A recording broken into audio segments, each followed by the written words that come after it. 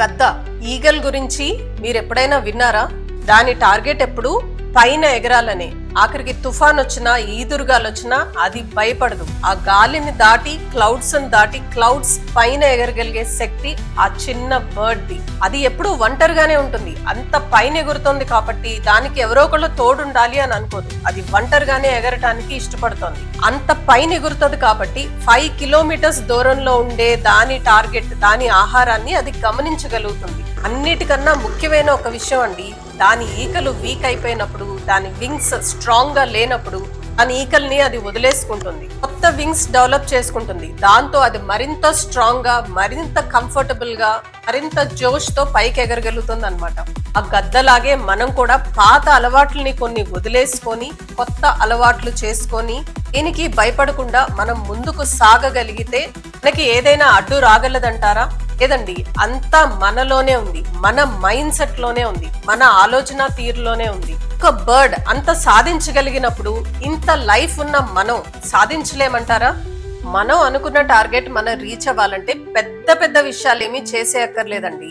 చిన్న చిన్న హ్యాబిట్స్ మార్చుకుంటే చాలు. పొద్దున్నే 3:30కి నిద్ర రేవాలి, అలసిపోయేలాగా కష్టపడాలి, పెద్ద పెద్ద డెసిషన్స్ తీసుకోవాలి, పెద్ద పెద్ద ఇన్వెస్ట్మెంట్స్ చేయాలి అవసరం లేదండి. మనం చేసుకునే చిన్న చిన్న మార్పులతో, మనం చేసే చిన్న చిన్న పనులు, కొన్ని చిన్న మంచి హ్యాబిట్స్ తో మనం అనుకున్న టార్గెట్ మనం చాలా ఈజీగా రీచ్ అయిపోవచ్చు. వీడియో పూర్తిగా లాస్ట్ వరకు చూడండి. నాకు పర్సనల్ గా హెల్ప్ అయిన విషయాలే నేను ఈ రోజు మీతో షేర్ చేసుకుంటాను విత్ ఎగ్జాంపుల్స్.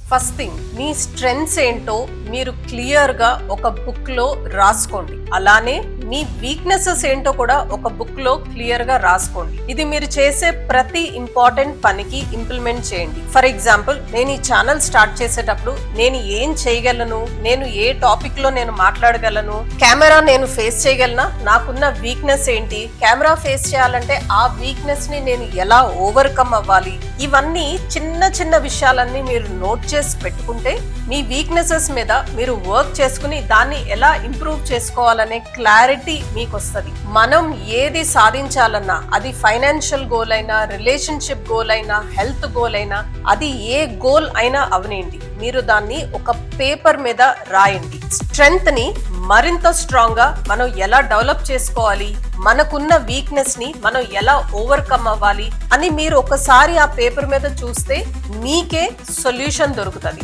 మనం ప్రతి రోజు ఆ బుక్ చూసుకుంటాం కాబట్టి మన మైండ్ లో నుంచి మన టార్గెట్ స్కిప్ అవ్వదు. మనం ఒక 10% అచీవ్ చేసినా కూడా అది మనకి మోటివేషన్ లాగా హెల్ప్ అవుతుంది. మనం ఎక్కడన్నా మిస్టేక్స్ చేస్తుంటే మన ఆ బుక్ లో మన వీక్నెసెస్ ఆల్రెడీ రాసుకుని ఉన్నాం కాబట్టి దాన్ని ఎలా ఓవర్కమ్ అవ్వాలో మనకి ఒక క్లారిటీ వస్తుంది. ఆ క్లారిటీ చాలండి, ఈజీగా మనం అనుకున్నది మనం సాధించగలుగుతాం.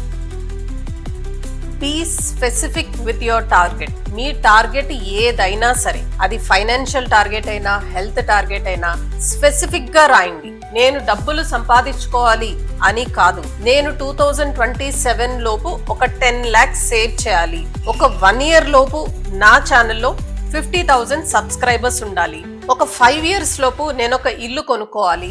ఎలాంటి ఇల్లు కొనుక్కోవాలి, అపార్ట్మెంటా, ఇండివిజువల్ హౌసా, దానికి అయ్యే ఖర్చు ఎంత, ఇలా స్పెసిఫిక్ గా మనం మెన్షన్ చేసుకుంటే మనకి దాని మీద వర్క్ చేయడం చాలా ఈజీ అవుతుంది. ఫర్ ఎగ్జాంపుల్, మీరు ఇల్లు కొనుక్కోవాలనే రాసుకున్నారు అనుకోండి, ఏ బడ్జెట్ లో కొనుక్కోవాలి, ఎక్కడ కొనుక్కోవాలి అన్న క్లారిటీ మీకుంటే మీరు ఎంత అమౌంట్స్ సేవ్ చేయాలి, ఎప్పటిలోపు సేవ్ చేయగలుగుతారు, మీకు ఏదైనా ఎక్స్ట్రా అమౌంట్స్ వచ్చేది ఉంటే ఆ అమౌంట్స్ మీరు ఎక్కడ రీఇన్వెస్ట్ చేసుకుంటే మీ ఇల్లు కొనుక్కునే టార్గెట్ మీరు రీచ్ అయ్యే లోపు ఈ అమౌంట్ కూడా మనకి కాస్త మల్టిప్లై అవుతుంది. ఇలా చాలా చిన్న చిన్న విషయాల మీద మనకి మంచి క్లారిటీ వస్తుందండి. So be specific with your target.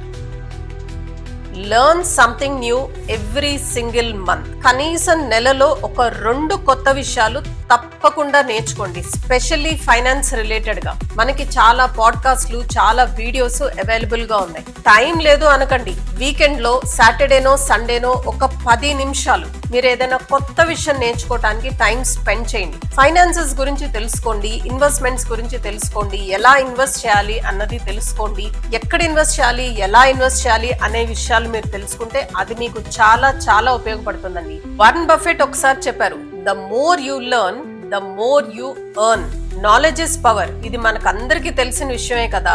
Weekend లో సాటర్డే సండే మీకు టైం ఉన్నప్పుడు తప్పకుండా ఆ 5-10 minutes మీరు ఏదైనా కొత్త విషయం నేర్చుకోవడానికి టైం స్పెండ్ చేయండి. మీరు 10 నిమిషాలు టైం స్పెండ్ చేసి నేర్చుకునే విషయాలు మీకు లైఫ్ లాంగ్ ఉపయోగపడతాయి అన్న విషయాన్ని గుర్తుపెట్టుకోండి.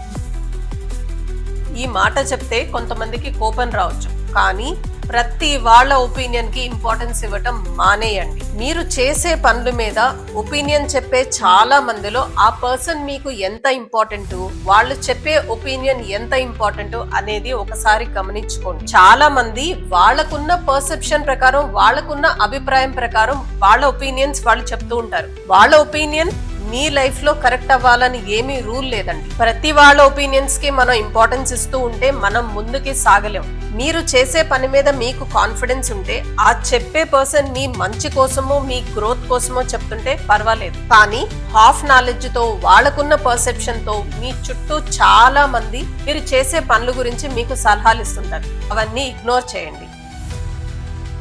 Simplify your decision making. ప్రతి చిన్న విషయం మీద బ్రెయిన్ పెట్టి ఆలోచించేసి మన టైం, ఎనర్జీ అంతా చిన్న చిన్న విషయాల కోసం స్పెండ్ చేయకండి. ఫర్ ఎగ్జాంపుల్ స్టీవ్ జాబ్స్, ఆయన ఎప్పుడు black colour shirt, blue colour jeans లోనే ఉంటారు. బికాస్ ఆయన రోజు వేసుకునే డ్రెస్ మీద ఎక్కువ టైం స్పెండ్ చేయడం ఆయనకి ఇష్టం ఉండదు. మీకు ఇలాంటి చిన్న చిన్న విషయాలన్నీ మైండ్ లోంచి పక్కకి వెళ్ళిపోతే మీ ఫోకస్ అంతా పెద్ద విషయాల మీద ఉంటుంది. మార్క్ జకర్బర్గ్ కూడా అంతే, ఎప్పుడు గ్రే టీ షర్ట్ లో ఒక జీన్స్ ప్యాంట్ వేసుకుని ఉంటారు. ప్రతిరోజు ఏం డ్రెస్ వేసుకోవాలి, ఎలా అపియర్ అవ్వాలి అనే చిన్న చిన్న విషయాల మీద వీళ్ళకి అసలు ఫోకస్ ఏ ఉండదు.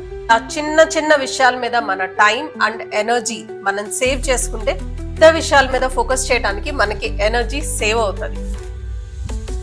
Take that first step. మీకు ఒక మంచి ఐడియా వచ్చింది అనుకోండి, దాని గురించి ఆలోచిస్తా కూర్చొని రేపు చేద్దాంలే, తర్వాత చేద్దాంలే అని అనుకోవద్దు. చాలా మందికి చాలా మంచి ఐడియాస్ ఉంటాయండి, కానీ ఆ ఫస్ట్ స్టెప్ తీసుకోవడానికి భయపడతారు. చేయగలమో లేదో అని అనుమాన పడతారు. పూర్తిగా నేర్చుకున్న తర్వాత స్టార్ట్ చేద్దాంలే అనుకుంటారు. పర్ఫెక్షన్ కోసం చూస్తారు. మనం పర్ఫెక్షన్ కోసం చూడటం కన్నా మనం స్టార్ట్ చేసి చేసిన పనిని పర్ఫెక్ట్ గా చేసుకోవటానికి ప్రయత్నిస్తే మనకి సక్సెస్ చాలా క్విక్ గా వస్తుంది. Check your progress. మీరు చేసే సేవింగ్స్, మీరు చేసే ఇన్వెస్ట్మెంట్స్ ఇంక్రీజ్ చేసుకుంటున్నారా లేదా? ప్రతి సంవత్సరం కనీసం 5-10% ఆఫ్ మీ సేవింగ్స్ కానీ ఇన్వెస్ట్మెంట్స్ కానీ మీరు ఇంప్రూవ్ చేసుకుంటూ వెళ్తున్నారా లేదా? అలాగే మీ అన్నెసరీ ఎక్స్పెన్సెస్ ని రెడ్యూస్ చేసుకుంటున్నారా లేదా? సేవింగ్స్ ని ఇంక్రీజ్ చేసుకుని ఎక్స్పెన్సెస్ ని రెడ్యూస్ చేసుకుంటే అదే బోల్డ్ అంతా మిగులుతుందండి. అలానే కొత్త ఐడియాస్ తో కొత్త సోర్స్ ఆఫ్ ఇన్కమ్ ని మనం కొత్తగా క్రియేట్ చేసుకుంటున్నామా లేదా? ఫర్ ఎగ్జాంపుల్, ఈ సంవత్సరం మీరు జాబ్ చేస్తున్నారు. వచ్చే సంవత్సరం వచ్చినప్పటికీ ఉత్త జాబ్ నుంచే కాకుండా మీరు రెండో సోర్స్ ఆఫ్ ఇన్కమ్ ని క్రియేట్ చేసుకున్నారా లేదా? అది ఇన్వెస్ట్మెంట్స్ నుంచి అవ్వచ్చు, లేదా ఏదైనా చిన్న బిజినెస్ లో మీరు పెట్టిన ఇన్వెస్ట్మెంట్ అవ్వచ్చు, లేదా మీరు చెప్పే ఆన్లైన్ క్లాసెస్ అయ్యుండొచ్చు. ఈ రోజుల్లో ఆన్లైన్ లో మనం ఎర్న్ చేసుకోవడానికి రకరకాల మెథడ్స్ ఉన్నాయి కదా.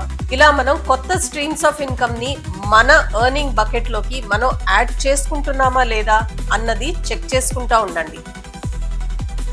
Learn to say no. మీ టైం వేస్ట్ అయ్యే పనులు, మీకు మంచిది కాదు అని అనుకున్న ఏ పనైనా మీరు 5 నిమిషాలు కూడా అక్కడ టైం స్పెండ్ చేయొద్దు. రాంగ్ పీపుల్ తో టైం స్పెండ్ చేయొద్దు. చాలా మంది మొహమాటానికి పోయి డబ్బులు ఇన్వెస్ట్ చేసి ఆ తర్వాత బాధపడిన వాళ్ళు ఉన్నారండి. మన ప్రోగ్రెస్ కి ఉపయోగపడదు అనుకున్న ఏ విషయమైనా, మనకి హ్యాపీనెస్ తేవట్లేదు అనుకున్న ఏ విషయానికైనా దూరంగా ఉండే ప్రయత్నం చేయండి. నో చెప్పడానికి ఇబ్బంది పడొద్దు. మీకు మీరే ప్రయారిటీ అవ్వాలి. మన గోల్స్ కి, మన టార్గెట్ కి, మన హ్యాపీనెస్ కి ఉపయోగపడని ప్రతి విషయాన్ని దూరంగా పెట్టండి. నిర్మోహమాటంగా నో అని చెప్పండి. మిమ్మల్ని మీరు హర్ట్ చేసుకుని, మిమ్మల్ని మీరు బాధ పెట్టుకుని మరెవరికో ఎస్ చెప్పాల్సిన అవసరం లేదు.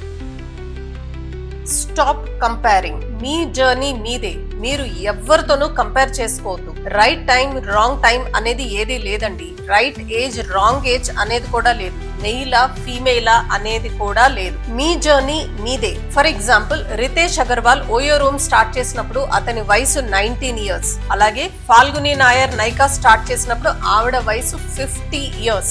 ఎవరి జర్నీ వాళ్ళదే, ఎవరి టైం లైన్ వాళ్ళదే. సో ఎప్పుడు కంపేర్ చేసుకోవద్దు. మీ టైమింగ్ ప్రకారం, మీ కన్వీనియన్స్ ప్రకారం మీరు మీ జర్నీ గురించి మాత్రమే ఆలోచించండి. పక్క వాళ్ళతో కంపేర్ చేసుకుంటే అది మనని ఎప్పుడు హర్ట్ చేస్తుంది. చూడటానికి చాలా చిన్నగా అనిపించినా మనం ముందుగానే అనుకున్నట్టు మనం చేసుకునే చిన్న చిన్న చేంజెస్ వల్ల పెద్ద పెద్ద రిజల్ట్స్ కనిపిస్తాయి. ట్రై చేసి చూడండి. మీ ఫైనాన్షియల్ లైఫ్ ని, మీ పర్సనల్ లైఫ్ ని డెఫినెట్ గా నెక్స్ట్ లెవెల్ కి తీసుకెళ్తుంది. All the very best you. By by.